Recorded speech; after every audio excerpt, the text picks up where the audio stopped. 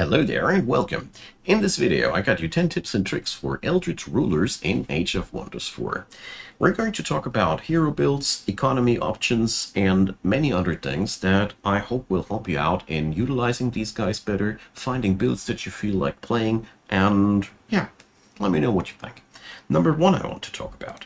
There is a very high availability of crowd control on these guys. No matter which build you go, the fact that Delirium and Desperate Anguish are so easy to pick up, it's practically alongside of things that we always want to pick up, and Delirium can be picked up via a starting relic, you always have the ability to stun enemies very easily.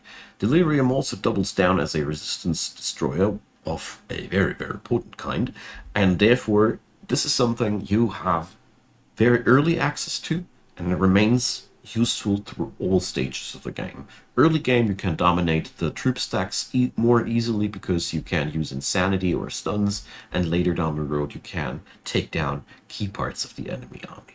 It's very cool stuff. Number two I want to talk about, you want to have large cities as a Eldritch ruler in general. That's because Thralls are the juice all of your mighty spells are hungering for. A Thrall is concocted out of a third unit of population and 10 units of mana, which is really not much, but you need the population, which leads to the interesting synergy that food producers and generally city growing strategies are extremely potent with an Eldritch Sovereign. This comes a little bit anti-intuitive, but this opens up options in the nature and order tome section, which I find pretty interesting because there's really crazy things that you can do with a lot of Thralls, but more about that later. There's also a nice synergy, number three, inside the free city things. You know, for one, you can extract Thralls also out of free cities. Obviously, they hate you a little bit for it, but that's something you can patch up again, and there's so many tools for that. But this also is an open invitation to go for builds that are more directed towards Order or Shadow, that open up Rally of the Lieges buffs or other higher vassalization income things, because if we have to vassalize them, we might as well increase the income and pick cultural traits that give more revenue out of that. Or you start vassalizing your conquered enemies time and time again. There's so many options you can play this around, but the fact remains that free cities are a very powerful tool for any Eldritch Sovereign. Number four, which is an interesting thing, which is very new to the Ogre update, is Eldritch Governors have now the capability to build special provinces very cheaply in their Throne City. Now let's go to the Throne City. Sadly, we can't move them away from their Throne City, but you get the stuff here cheaper, and you get stability out of that.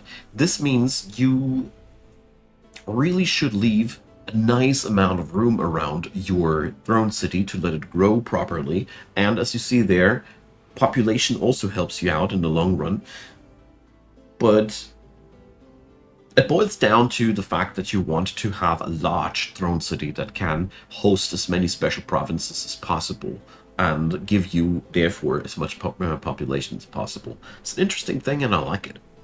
So, number five, let's talk the first time about builds, and I want to talk about nuke builds, stuff that blows enemies away first time. So, you have a lot of good stuff going on. For one, the signature skill Madcaster allows you to go for expert channeling for cheaper spells, which is really powerful, and you also gain a lot of resistance, ignorance, oh no, not that one, no, stronger attacks, I'm sorry, out of that one, and you can combine that with the Mage's Tree's damage increasers. So altogether, that is a very powerful cocktail, which powers up these spells here enormously. You also gain nice tools out of signature level 8 and 16's Forgotten Tomes, which also can be souped up tremendously. Altogether, you have really nice options as a battle mage on this build. It goes down, mostly down this way, to get another 20%, and don't sleep on the channel power either. Number six, crowd control builds. So obviously, like I pointed out in the first point already, Delirium and Desperate Anguish are already very powerful tools, but I think crowd controlling is one of the most strong sides, if not the strongest side, of the Eldritch Sovereigns in general, because you get so much status resistance, ignorance, you know, it's on so many ends. It's there's just so much of it.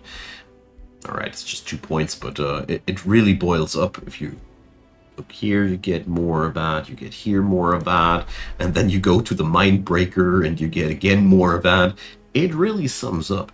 And the worst thing is you get, or the best thing, depending on whose side you stand on, Eldritch Truth is yet another crowd control element baked into the kit, and then you can boil towards, or go towards Curse again, and get yourself some custom-tailored crowd control to your own liking, being it either decay for more damage over time because you don't need to control the enemy, or freezing because you need that, and you also gain the temporary plague.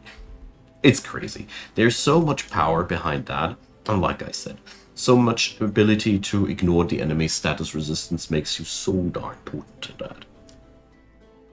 Number 7, Summoner builds. So this is another side of the Eldritch Ruler which I really enjoy. So you have here the Flesh Weaver specialization, which allows you to, for one, empower units and give them Resurgence. This is not necessarily only good for summonable units, because Resurgence is also good for things that you mainly good for things that you want to keep, but you also can straight up power up a little guy like that. And you get Fleshlings to work around. This is best combined, in my humble opinion, with a Ritualist kit, which you can either go for an Undead path, Elemental path, both paths combined with Weaver, which makes things really, really go crazy. You can also go for a Nature path and go towards Wild Growth.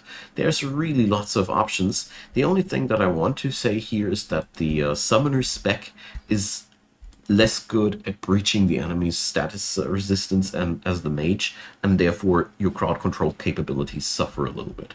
You also have the ability to summon wild things out of thralls, but I just want to hint at that because summoning, but more about that later.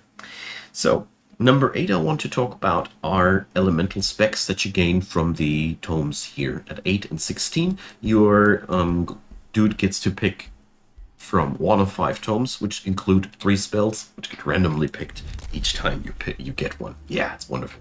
So it's pretty simple though. The green and the nature and the order spells are mostly buff and damage over time things, therefore mostly good for crowd control and summoning things. Shadow is also on the crowd control side of things. Astral and Chaos goes way more directly into damage, and Materium stands again somewhere between damage and buffing. I actually forgot how these were, but the bottom line is, with these tomes you have the capability to weave in exactly the kind of spells that your current build requires. This is the stuff that you can put in between your strategy where you want to go into a closer specialization. It is nigh impossible to generalize these things because there's just too many options. It's too random. I just want to point out that the Forgotten Tome Mastery is really useful for these guys because these spells are just yet another option, and the many options of the Eldritch Rulers are really one of the best parts of them. So, number 9 I want to talk about, Thrall Powerplays. So, with Thralls you can do so many different things, and I want to introduce a few of them. I mean, it is pretty common knowledge for people who are longer around the Eldritch Rulers, but I want to point it out here. You can directly convert population into knowledge. This is pretty nifty. It does cost a lot of world casting points though, and it has been severely nerfed. This ritual has been so much better in the past, but it is what it is. Don't sleep on the draft ritual either. It is very, very potent. And here I want to talk about the summonings. So, as an Eldritch Ruler, you have also the capability to summon all manner of useful units out of Thralls. Astral Wisps, small battle mages which shred resistances quite reliably. Also, the damage trio here melds in excellent into Tome of Alchemy's Miasma, for example. On tier 2 we gain Astral Siphoners, which are pretty nifty tier 3 fighters, which have the capability to displace enemies, and they are pretty cool. On this end, if they die, they heal your troops, and they're pretty annoying to kill. And we go even into a tier 4 unit that we can summon out of that. It requires wizard towers, as you see there, but all of these troops are stupidly powerful.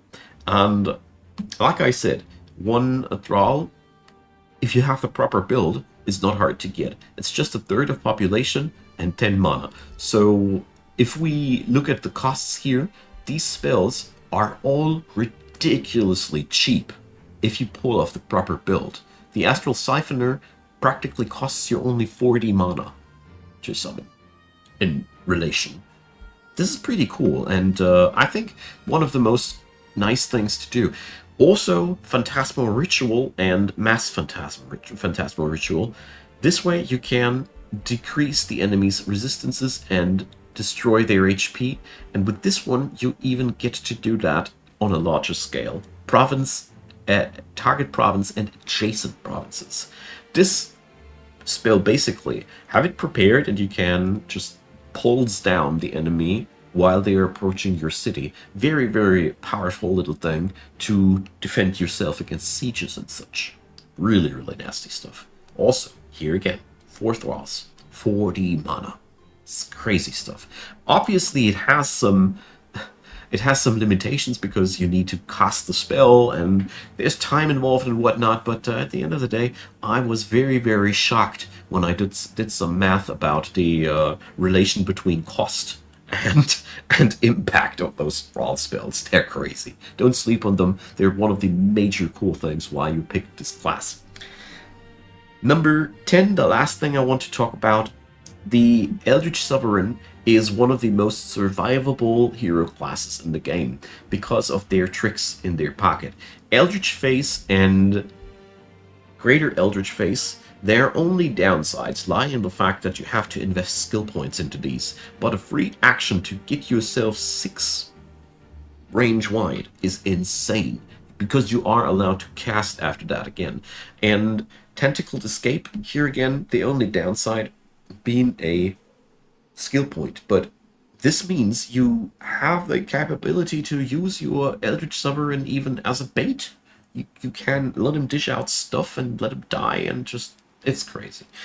These options are not available for any other hero class, and I like it because it's the madness incarnate to send a mage in there and the front line and then have him come back, but mind you that these things are meant to keep your dude safe and not an invitation to do kamikaze tactics. But at the end of the day, I really like the fact that this makes it so much harder for the enemy to truly get rid of your Eldritch Sovereign, because more often than not, I was very annoyed about my ruler being so gosh darn mortal.